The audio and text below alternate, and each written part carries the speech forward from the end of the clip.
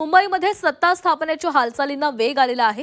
भाजप नेत्यांची वर्षावर संध्याकाळी बैठक बोलवण्यात आली आहे। सत्ता समीकरणासह गट स्थापनेची चर्चा होणार आहे। निवडणूक संचालन समितीची 6 वाजता वर्षा बंगल्यावर बैठक होणार आहे।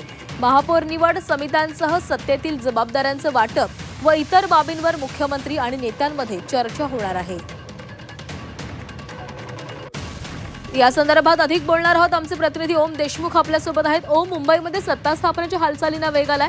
आज वर्षा बंगल्यावर संध्याकाळी महत्त्वाची बैठक होते, काय अधिकचे तपशील आहेत? प्राची, खरं तर मुंबईमध्ये महापालिकेचा निकाल लागून 10 दिवस उलटले तरी सुद्धा अद्यापही महापौर निवड आणि सत्ता स्थापनेच्या संदर्भातल्या हालचाली सुरूच असल्याचं कळतंय। याच पार्श्वभूमीवरती महापौर निवड असेल किंवा इतर महत्त्वाच्या सत्तेतल्या जबाबदाऱ्यांचं वाटप या महत्त्वाच्या मुद्द्यांवरती मुख्यमंत्री देवेंद्र फडणवीस आणि मुंबई भाजपच्या निवडणूक संचालन समितीच्या अधिकाऱ्यांची आज बैठक होणार आहे। मुंबई भाजप अध्यक्ष अमित साटम, आशिष शेलार यांच्यासह महत्त्वाचे नेते संध्याकाळी 6 वाजता वर्षा बंगल्यावर मुख्यमंत्र्यांसोबत या विषयासंदर्भात चर्चा करणार असल्याचं कळतंय। एकंदर जर आपण पाहायला गेलं तर आज शिवसेनेकडनं गटस्थापना सुद्धा केली जाते।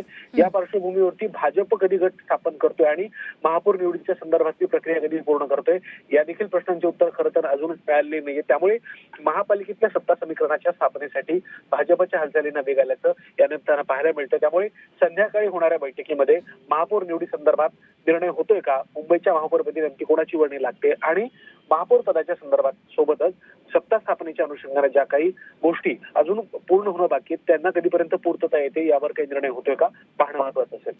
हो, नक्कीच ओम, धन्यवाद दिलेल्या सविस्तर माहितीसाठी।